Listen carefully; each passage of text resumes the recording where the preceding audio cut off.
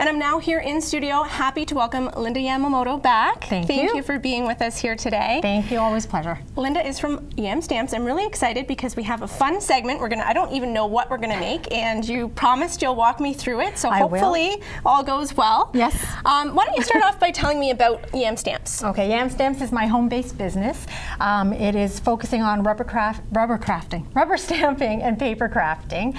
I am an independent Stampin' Up! Canada demonstrator, so I sell the products, but I also show you how to use them. So through in-person classes, either in people's homes or my home, or online, or at my website, I often will put up just video tutorials or card tutorials on my website as well. Very cool. And is that individual one-on-one, or are they group classes, or how does that work? You name it. I'm pretty open. We usually do group classes because it's more fun to be social. It's a nice girls' night out and crafting time and getting something productive done at the same time.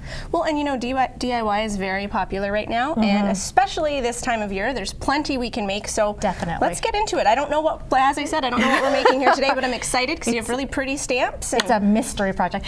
We are making a really nice card. So it's always nice if you go to somebody's house, a hostess gift, something like a card, we'll add to it, and so we're going to just show you some tips and techniques on how to make a card. Okay. So, first of all, we're going to have a gray base. So I've already folded this in half, and I'm going to get you to stamp. So this is an ink pad. I should move it over there so you can see. I kind of want to show off the stamp because it's really pretty, these clear stamps. I have not used them before. Yes, and they're easy to see through, so it makes it a little easier. So you're going to stamp right on there. Excellent. It's a little sticky, and what we're going to do is dump this embossing powder on top of it. So I always say it's like flour in a pan. So the powder will stick to it. That looks great. I know, so far so good. It looks even better in a moment. So we're just going to get rid of this paper and this powder. This is how I craft at home. I just kind of shift things around the table. Well, make yourself at home. Alrighty, so this is my heat tool. You can use a paint stripper if you're very careful and you don't burn yourself or anything or the paper. But this is a special heat tool. Please be careful, yes. parents. Yes, Help this is your your kids. Parental warning. So basically, you just add heat to it. Okay. So I'm just trying to turn, can't figure out which way to turn. So what happens after a while is when you heat, I don't know if you can see it happening now. As we heat the powder, it melts and it becomes molten. So it gets shiny. And this is silver powder, so it's turning silver. It looks absolutely beautiful. There are gold powders, there are clear powders that just show the color of the ink.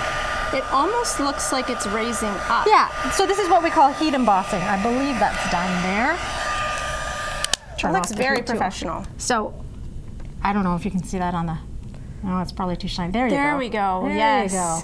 So something like that just takes your card making and your paper crafting to the next level, and it makes you look very, you know, professional. I'm impressed. I know, you should be. You helped do that. So I'm going to get you to stick these two together. So the white piece on top of the gray piece. With the tape? Yep, with the tape. Okay. Other way. Yep, like a little foot. There's something with this tape. I'm always putting it the wrong way. Well, we like to keep you challenged, right? We don't want you to get bored. Okay. And then we are going to do another type of embossing called dry embossing. So we've got a little folder here, and we're just going to take this piece of cardstock and stick it inside, and we're going to run it through the machine. Okay. Okay. So I'm going to get you to do some manual labor now. Get you to turn the handle. Yep. It's a little tight. You get a bit of a workout. Nothing wrong with that. So crafting and working out. What else could you ask for? That's right. Add a bit of wine to the table and it's all good.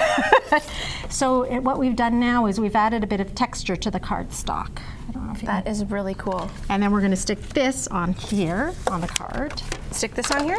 Yep. So this way. Apparently I need to come to one of your classes. You do. Awesome. I see, wow. And then we're going to stick this on top here. And then if I had taped this a little better.